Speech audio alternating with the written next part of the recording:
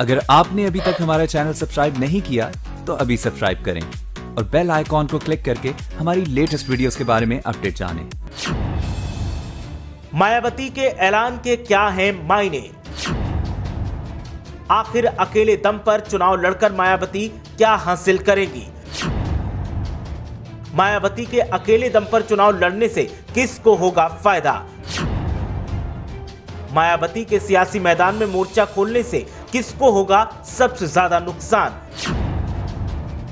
मायावती के ऐलान से देखने को मिलेंगे तमाम उलटफेर। उत्तर प्रदेश और उत्तराखंड की सियासत में मायावती क्या करेंगी मैजिक? क्या मायावती सत्ता का उलटफेर कर पाने में है सक्षम? देखिए क्या कहते हैं सियासी जानकार। 2012 से यूपी की सत्ता से बाहर मायावती अब 2022 में सत्ता पर काबिज होना चाहती हैं और मायावती ने अब मोर्चा भी खोल दिया है। अपने जन्मदिन के मौके पर मायावती ने बड़ा ऐलान करते हुए कहा कि अब यूपी और उत्तराखंड की सियासत में अकेले दम पर वो सियासी गंगा को पार करेंगी और तमाम विपक्षी दलों और सत्ताधारी पार्टी के सामने अकेले दम पर चुनौती पेश करेंगी। मायावती के इस ऐलान के बाद जहां तमाम अटकलों पर विराम लग गया है तो वहीं और भी तमाम सरगर्मियां बढ़ गई हैं। आज मायावती ने अपना 65वां जन्मदिन मनाया और इस मौके पर एक बड़ा सियासी ऐलान भी कर दिया। मायावती ने कहा कि उत्तर प्रदेश और उत्तराखंड में अकेले दम पर विधानसभा का चुनाव वो लड़ेंगी। बीएसपी प्रमुख मायावती ने कहा कि उनकी पार्टी उत्तर प्रदेश और उत्तराखंड विधानसभा चुनाव में किसी भी पार्टी के साथ गठजोड़ नहीं करेगी। मायावती ने अपने ऐलान में कहा कि उनकी पार्टी सभी सीटों पर अकेले दम पर चुनाव लड़ेगी और जीतकर सत्ता में काबिज होगी।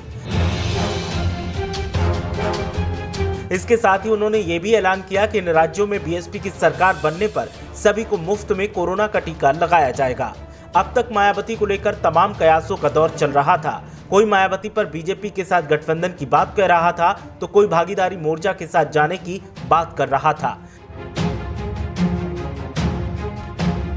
दरअसल भागीदारी संकल्प मोर्चा ओम प्रकाश राजभर ने बनाया है और उनके साथ में हैदराबाद से सांसद असदुद्दीन ओवैसी भी शामिल हैं और ओवैसी ने मायावती को साथ लाने की बात भी कही थी, लेकिन अब हर कयास पर मायावती ने खुद ही विराम लगा दिया। ऐसे में सवाल इस बात का है कि आखिर मायावती के इस ऐलान के क्या मायने हैं।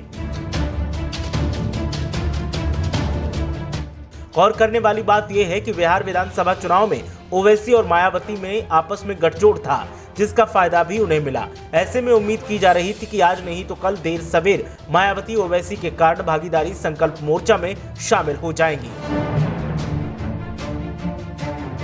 लेकिन अब मायावती ने खुद अकेले दम पर चुनाव लड़ने का ऐलान कर जहां भागीदारी संकल्प मोर्चा से खुद को अलग कर लिया है तो वहीं कई लोगों की परेशानी भी बढ़ा दी है। अब देखना यह है कि सियासी तौर पर कमजोर हो रही बीएसपी को मायावती कैसे संभालती हैं और कैसे तमाम विरोधियों के सामने चुनौती पेश करती हैं।